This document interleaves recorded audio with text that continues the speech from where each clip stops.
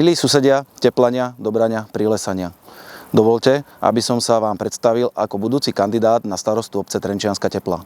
Volám sa Martin Jakubek, pochádzam z Trenčianskej Teplej, žijem tu už 40 rokov. Od narodenia som teplanom a teplan aj budem. Od roku 2008 pôsobím ako hasič záchranár na okresnom riaditeľstve v Trenčine. Od roku 2012 som aktívnym poslancom obecného zastupiteľstva, kde sa zúčastňujem rôznych komisí a rôznych organizácií.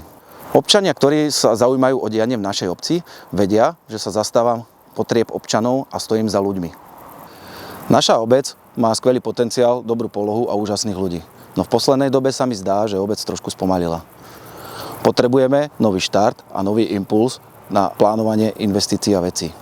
Nekandidujem preto, aby som vám dával nezmyselné sľuby a nezmyselné projekty, ktoré sme nie schopní splniť. Kandidujem pretože vám chcem ponúknuť poctivú prácu a úsilie. Moje plány a ciele sú zamerané na 3 základné okruhy.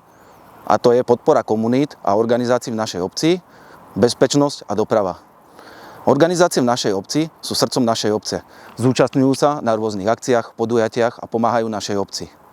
Bezpečnosť v našich ulicách je prvoradá pre rodiny s deťmi, ako i pre seniorov. A na tú bezpečnosť sa nám napája aj naša doprava. Doprava v našej obci potrebuje racionálne riešenie. Mám v pláne vybudovať vyše parkovacích miest a zjednodušiť dopravu v našej obci. Viac plánov a cieľov sa dozviete v ďalších propagáciách. Som si vedomý, že sám človek v tejto veci nezmôže nič. Preto som nesmierne hrdý, že za mňou stojí skupina týchto ľudí, ktorí sú ochotní transparentne a poctivo pracovať na našich cieľoch, ktoré sme si dali. Dovolte mi, aby som vám predstavil môj tím. Radoslav Bielik, Andrej Dobijáš, Martin Vitovský, Martin Debnár a Milan Tiburák. Sme skupina ľudí, ktorí žijeme pre našu obec. Máme energiu, máme plány a ciele, ktoré chceme dosiahnuť. Poďme spoločne tou správnou cestou naštartovať život v našej obci. Budeme si vážiť vašu prejavenú podporu a dôveru v nasledujúcich komunálnych voľbách. Ďakujeme.